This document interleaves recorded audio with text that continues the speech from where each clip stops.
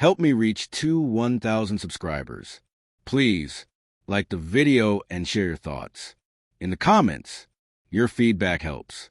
Make the content better, she called me a thief. Right there, amid the clink of champagne and the glow of fairy lights, my mother-in-law's words cut through the music like a knife.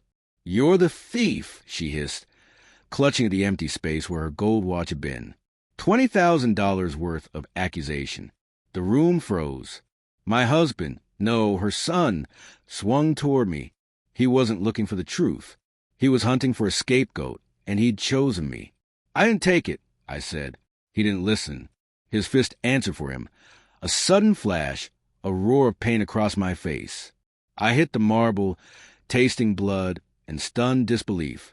That instant, that single, humiliating second, changed everything. Not because of the blow itself, but because something in me stopped being afraid. A little backstory. When I married Daniel, his mother presented me with a gold bracelet and said, "Welcome to the family, dear." I believed her smile then. I believed my husband. But under that polished hospitality, I discovered she didn't want a daughter-in-law so much as a servant. I was the intruder who'd taken her son. Every insult was coated in silk. Every favor became a reminder of my place. I stayed courteous, thankful, patient. I told myself she'd soften when she saw how much I loved him. Cruelty, however, doesn't mellow. It eats away. Daniel started parroting her. "Mom's only looking out for us," he'd say when she criticized my cooking, my clothes, even my tone. Gradually, I faded in my own home, except when they needed someone to blame. The watch incident wasn't the spark. It was the explosion.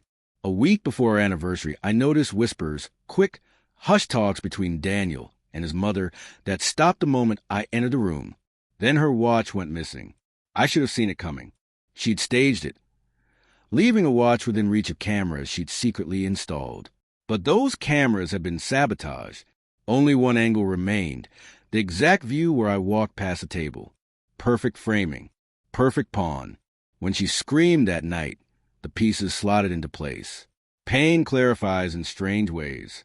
Lying on the cold floor, nose bleeding, under everyone's stare, I realized defense wasn't enough. I needed to end them. I wouldn't shout. I wouldn't make a public scene. I let them think they had crushed me while I built my case in quiet. For weeks I played the broken, humiliated wife. I let Daniel's guilt dissolve into arrogance again. I let his mother parade her moral victory. Meanwhile, I was recording. The plan began with footage. I retrieved backup clips from the home system, one even the technician had missed. It showed her that morning, slipping the watch into her own purse, as clear as day. Then I followed the money. The night before the party, Daniel had transferred $15,000 from our joint account to his mother's name, disguised as a gift. I printed every record. I filed my evidence discreetly through a friend at the local police station. Then I waited. When the police summoned them for questioning, I wasn't there. I sat in a downtown hotel, watching the fallout roll in via friends' live messages. They lied at first, until the footage surfaced. The watch, her hand, her face, all unmistakable. Daniel called me that night, his voice trembling for the first time in years. "Why did you do this?" he demanded. I smiled coldly. "You hit the wrong person." 2 weeks later I returned, not as a wife, but as a ghost moving through what was left of us. He opened the door, unshaven and hollow-eyed. His mother sat on the couch, wearing shame like a new scent. Nobody spoke. I put divorce papers on the table. "This is me returning what doesn't belong to me," I said, echoing her words from that night. Daniel stared at the papers, then at me. "You ruined us," he accused. I tilted my head. "No, you did that the day you believed her instead of me." Then I left. Resolution followed.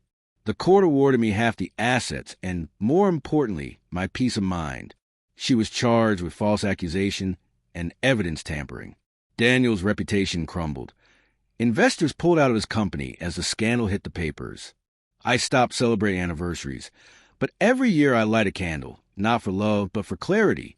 The night she accused me, I thought I'd lost everything. Instead, I found myself. People say revenge doesn't heal. Maybe they're right. But precise, patient justice does something deeper. it restores your reflection. When I look in the mirror now, I no longer see the woman who fell to the floor.